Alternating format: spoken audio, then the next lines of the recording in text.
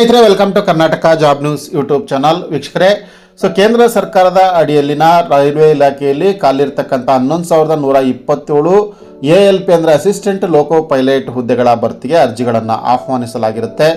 ಇದರ ಆನ್ಲೈನ್ ಅರ್ಜಿ ಕೂಡ ಆರಂಭವಾಗುವಂಥದ್ದು. ಅದಕ್ಕೆ ಏನೆಲ್ಲ ಡಾಕ್ಯುಮೆಂಟ್ಸ್ಗಳನ್ನು ಅಭ್ಯರ್ಥಿಗಳು ರೆಡಿ ಮಾಡಿ ಇಟ್ಕೋಬೇಕು ಅನ್ನುವಂಥ ಮಾಹಿತಿಯನ್ನು ಈ ವಿಡಿಯೋದಲ್ಲಿ ತಿಳಿಸ್ಕೊಡ್ತೇನೆ. ವಿಡಿಯೋವನ್ನು ಕೊನೆವರೆಗೂ ನೋಡಿ. ವಿಡಿಯೋ ಸ್ಟಾರ್ಟ್ ಮಾಡೋದಕ್ಕಿಂತ ಮುಂಚೆ ಇದೇ ಮೊದಲ ಬಾರಿಗೆ ನೀವು ನಮ್ಮ ಚಾನಲ್ ನೋಡ್ತಾ ಇದ್ದರೆ ಸಬ್ಸ್ಕ್ರೈಬ್ ಮಾಡ್ಕೊಳ್ಳಿ ಮತ್ತು ಬೆಲ್ ಐಕಾನ್ ಕೂಡ ಕ್ಲಿಕ್ ಮಾಡಿ. ಗೆಳೆಯರೇ, ರೈಲ್ವೆ ಇಲಾಖೆಯಲ್ಲಿನ 11,127 ಅಸಿಸ್ಟೆಂಟ್ ಲೋಕೋ ಪೈಲಟ್ ಹುದ್ದೆಗಳ ಭರ್ತಿಗೆ ಆನ್ಲೈನ್ ಮೂಲಕ ಅರ್ಜಿಗಳನ್ನು ಕರೆಯಲಾಗಿರುತ್ತೆ. ಮೇ 15ನೇ ತಾರೀಕಿಂದ ಆನ್ಲೈನ್ ಅರ್ಜಿ ಆರಂಭವಾಗುವಂಥದ್ದು. ಹಾಗಾಗಿ ಅದಕ್ಕೆ ಏನೆಲ್ಲ ಡಾಕ್ಯುಮೆಂಟ್ಸ್ಗಳು ಬೇಕು ಅದನ್ನು ಈಗಿನಿಂದಲೇ ತಾವು ಸಿದ್ಧತೆಯನ್ನು ಮಾಡಿಟ್ಕೊಳ್ಬೇಕಾಗುತ್ತೆ. ಮಾಹಿತಿಯನ್ನು ಒಂದೊಂದಾಗಿ ನೋಡೋಣ. ಇಲ್ಲಿ ಆನ್ಲೈನ್ ಅರ್ಜಿಯನ್ನು ಸಲ್ಲಿಸಬೇಕಾಗುತ್ತೆ. RRB ಅಪ್ಲೈ ಅನ್ನುವಂಥ ಒಂದು ವೆಬ್ಸೈಟ್ನಲ್ಲಿ ಇದರ ಅರ್ಜಿ ಆರಂಭವಾಗುವಂಥದ್ದು. ಇದಕ್ಕೆ ಡಾಕ್ಯುಮೆಂಟ್ಸ್ಗಳು ಅತ್ಯಂತ ಅವಶ್ಯಕತೆ ಇದ್ದು, ಮೊದಲನೇದಾಗಿ ನಿಮ್ಮ ಒಂದು ಚಾಲ್ತಿಯಲ್ಲಿರ್ತಕ್ಕಂಥ ಮೊಬೈಲ್ ನಂಬರ್ ಬೇಕಾಗುತ್ತೆ ಮತ್ತು ಇಮೇಲ್ ID ಕೂಡ ಇರಬೇಕಾಗುತ್ತೆ. ಅದು ರನ್ನಿಂಗಲ್ಲಿ ಇರಬೇಕಾಗುತ್ತೆ. ಹಾಗೆ ನಿಮಗೆ ಇತ್ತೀಚಿನ ಬಣ್ಣದ ಭಾವಚಿತ್ರ ಬೇಕಾಗುತ್ತೆ ಮತ್ತು ಸಿಗ್ನೇಚರನ್ನು ಸ್ಕ್ಯಾನ್ ಮಾಡಿ ಇಟ್ಕೊಳ್ಬೇಕಾಗುತ್ತೆ. ಅದರ ಜೊತೆಗೆ ಇದರ ಲೈವ್ ಕ್ಯಾಮ್ರಾವನ್ನು ಕೂಡ, ಅಂದರೆ ಲೈವಲ್ಲಿ ಫೋಟೋಸ್ಗಳನ್ನು ಕವರೇಜ್ ಮಾಡುವಂಥದ್ದು. ಹಾಗಾಗಿ ಫೋಟೋ ಇಲ್ಲದೇ ಇದ್ದರೂ ಕೂಡ ಸಿಗ್ನೇಚರ್ ಅಂತೂ ಅತ್ಯಂತ ಅವಶ್ಯಕತೆ ಇರುತ್ತೆ.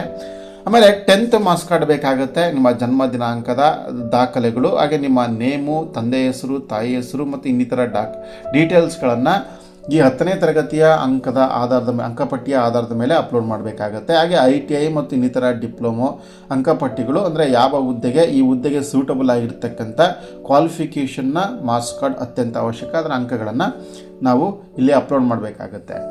ಹಾಗೆ ಅದರ ಜೊತೆಗೆ 10th ಮಾರ್ಕ್ಸ್ ಕಾರ್ಡ್ನ ಜೊತೆಗೆ ಈ ಜಾತಿ ಪ್ರಮಾಣ ಪತ್ರ ಅಂತೇಳಿ SC ST OBC ಹಾಗೆ EWS ಪ್ರಮಾಣ ಪತ್ರಗಳು ನಿಮಗೆ ಅಪ್ಲಿಕೇಬಲ್ ಆದರೆ ಈ ಒಂದು ಸರ್ಟಿಫಿಕೇಟ್ ಬೇಕಾಗುತ್ತೆ.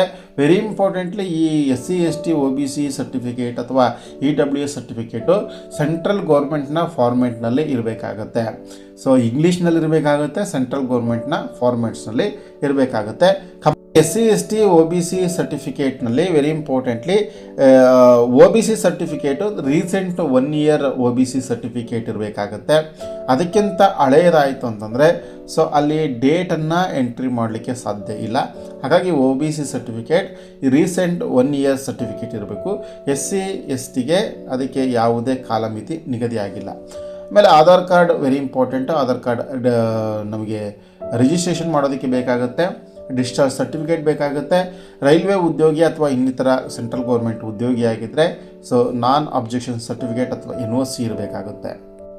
ಹಾಗೆ ಬ್ಯಾಂಕ್ ಅಕೌಂಟ್ ಇರಬೇಕಾಗುತ್ತೆ. ನಿಮ್ಮ ಅಕೌಂಟ್ ನಂಬರು, ಅದರಲ್ಲಿರ್ತಕ್ಕಂಥ ನೇಮು, ಬ್ರಾಂಚು, IFSC ಕೋಡು ಇವೆಲ್ಲವನ್ನು ಕೂಡ ಎಂಟ್ರಿ ಮಾಡಬೇಕಾಗುತ್ತೆ.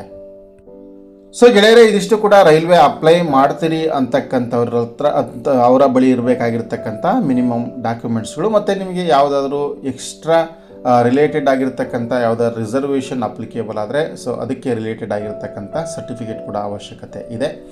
ಮಾಹಿತಿ ಉಪಯುಕ್ತವಾಗಿದೆ ಅಂತ ಭಾವಿಸ್ತೇನೆ. ವಿಡಿಯೋವನ್ನು ಲೈಕ್ ಮಾಡಿ, ಶೇರ್ ಮಾಡಿ. ನಮಸ್ತೆ.